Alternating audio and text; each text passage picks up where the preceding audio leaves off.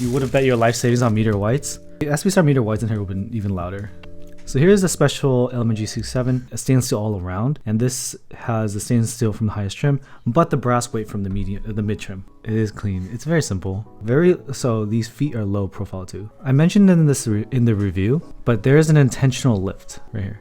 So it's not flush. This back piece lifts up a little bit, and it's a low front height board. The element G67 is lower front height. Seamless side. The raw stainless steel is gonna be pretty sick. Brass is going to patina like crazy. If it's on a wooden desk, you'll see it floating a bit. There's an air gap because the bottom piece is a little bit lower. But if you have a desk mat like this, or this is a keep mat, it's going to sink. So these switches were lubed by Cobb 60.5 gram 3-stage. I'm sure clack's going to be crazy as it pops up. You want to know how you know this is my board? How many PCBs do you think is in this stack? Gave me a lot of plates. We've already kind of picked the plate we're gonna use today. So I got a PC plate. It looks to be FR4 and a carbon fiber and a brass. So we have foams, we're not gonna use them. The board might sound hollow. Brass bottom might not sound the greatest, to be honest with you. We'll try to use a force break. Okay, I'm gonna try to trigger these caps.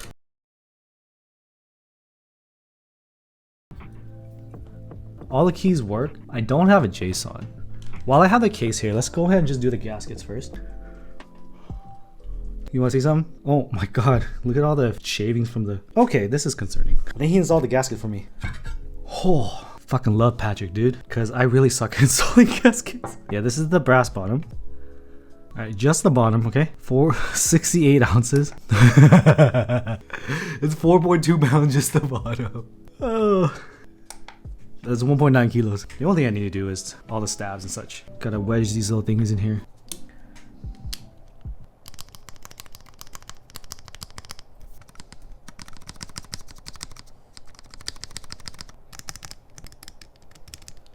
It's a little ticky here. Let me hold down the switch in case it's loose. No, I think it's fine. It's just the switch kind of loose. I would definitely do a long pull means. Long pull sound is very clean. Considering I did the OP blacks, I didn't like the sound. I would think any regular JWK is gonna feel a little bit hollow too.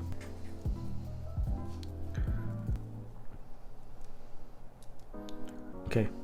Okay, we need to solder. Okay. Ooh, carbon fiber plate, creams, this might hurt me. Yeah, I did use my breaking machine for these creams, but these are V1 creams, old creams. The launch edition blue creams are smoother after broke. I'm inclined to agree, because I did break in some for PR shots, and they're a little bit smoother than this. Still ain't bad though.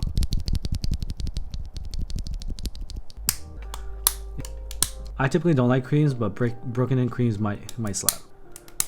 If you're gonna break in anything, you should break in before lubing. But if you're gonna use a break-in machine, definitely make sure that your switch actually has factory lube. It's a little bit counterintuitive, but breaking in a switch that's fully dry might just destroy the stem. I do recommend having factory lube.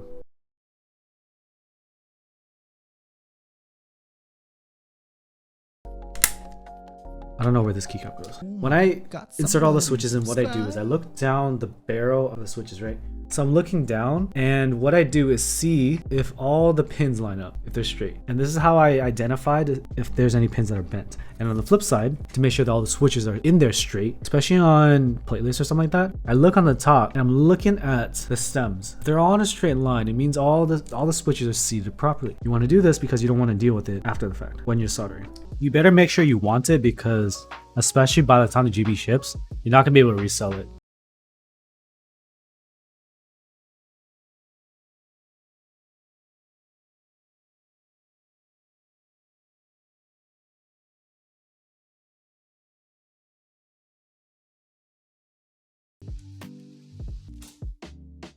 Could I even force break this even if I wanted to?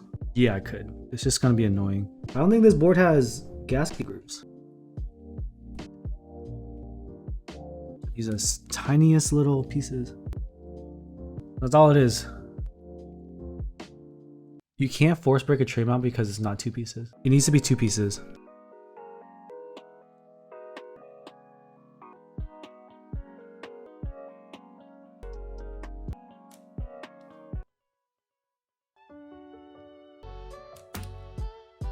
I think I got enough of this to be fine.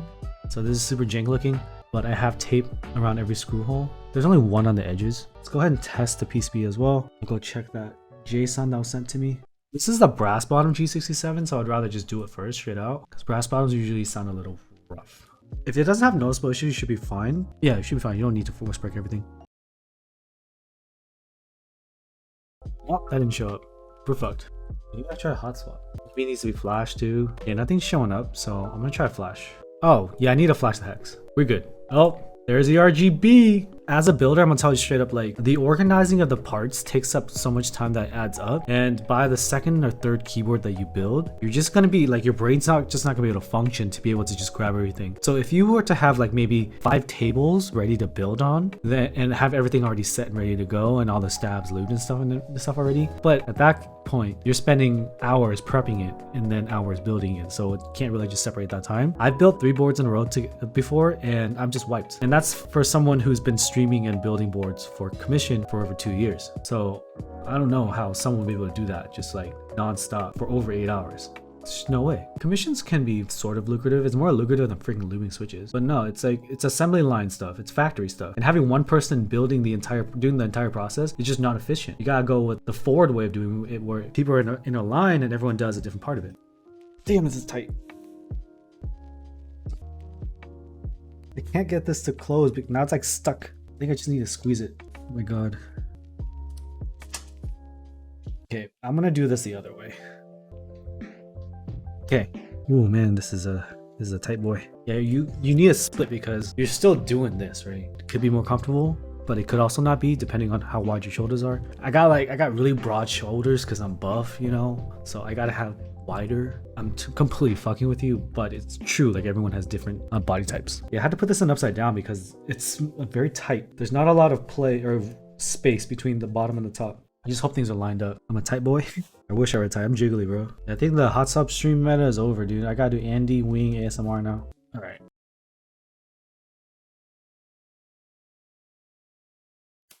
There we go. There's Perestroika on a stainless steel top. Brass bottom, element G67 with broken in creams on carbon fiber.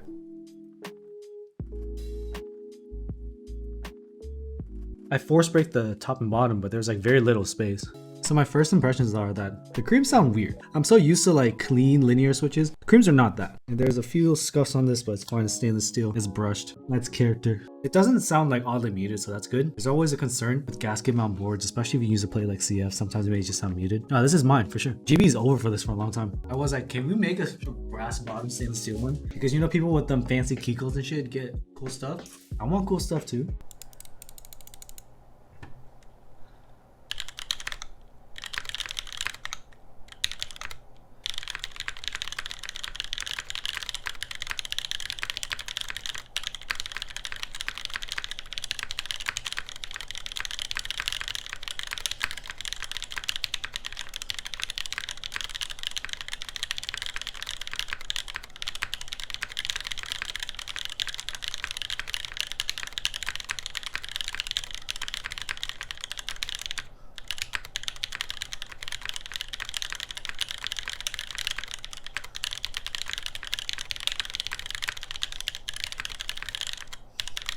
Scuff. Here, let me try to just type on it.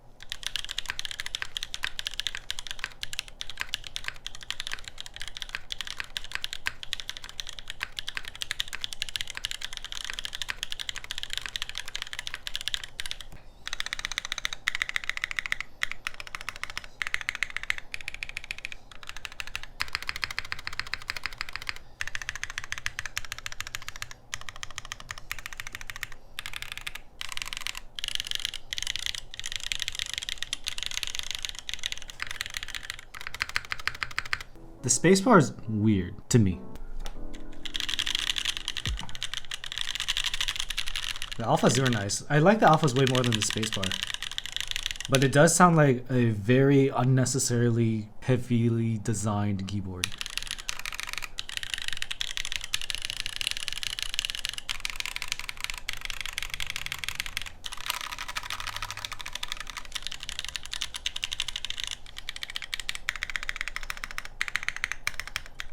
Like the switches over here sound like they're vibrating a bit, like how I remember Creams.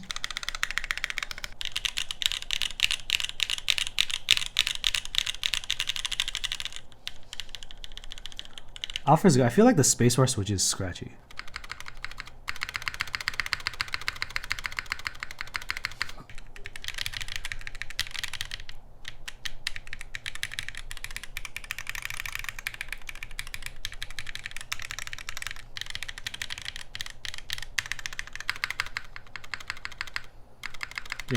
You might want to just do a cheat on the spacebar.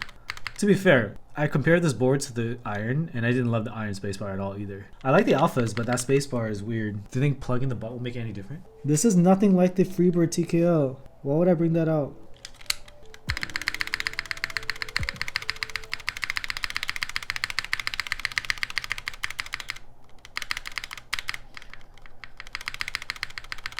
You can't tell which is which? Fuck. Now you got me scared. Yeah, so compared to like my other boards, the other boards sound tighter. So actually the alphas are kind of lit on this, like no lies. It's just a spacebar, it's just not great. Maybe it's warp on this. Dude, it's actually really hard to take this apart and put it back together. It sounds a little bit better.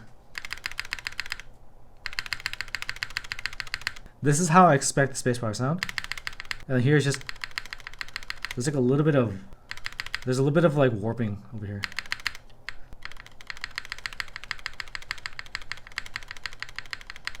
Almost feels like it's a stab. That sounds right. But if I go further down, it doesn't sound right. I put a little bit more wire on the right, or lube on the right angle of the wire. Sounds like what I expect. Not a 10 out of 10 spacebar, but perfectly serviceable for the board itself. No, there's no tips for fixing warp GMK. Just unluck. Man, that's the board. Fun little piece. Is not the best sounding board. The materials here definitely make it sound a little bit worse. But the broken in creams. Oh my god, when I looked in the air, it's hollow like hell. You can't even buy this board anymore. The GB ended, Liam. This is just me hanging out. Not bad. Creams is weird, dude. Fucking creams. Well, this unit is definitely not 265. This one's like the highest trim. This is 2.9 kilos, 102 ounces, and 6.4 pounds. The all aluminum one's gonna sound better. So yeah, it was 265 for the cheapest one. Not bad. This is essentially a mix between the Plus and the Ultimate. The Ultimate is 680, not value whatsoever. This was just kind of an experiment for myself. Remember the review of the Element G67? It sounded pretty good. This is not hollow, it's just the board itself. The brass is doing it no favors. So if you get addicted to like stainless steel top case and brass bottom weight, a bottom case is not a brass weight. This is a brass bottom. Like I've said this before, the brass bottom Bauer is gonna suck ass. Brass bottom boards usually suck ass a little bit more than their aluminum variants. So materials do matter. So and the plus is 440, so maybe this is 580, 600. I don't recommend, like no one should have bought this. If you bought this, you knew exactly what you're getting into. A full stainless steel board is probably not gonna sound that good.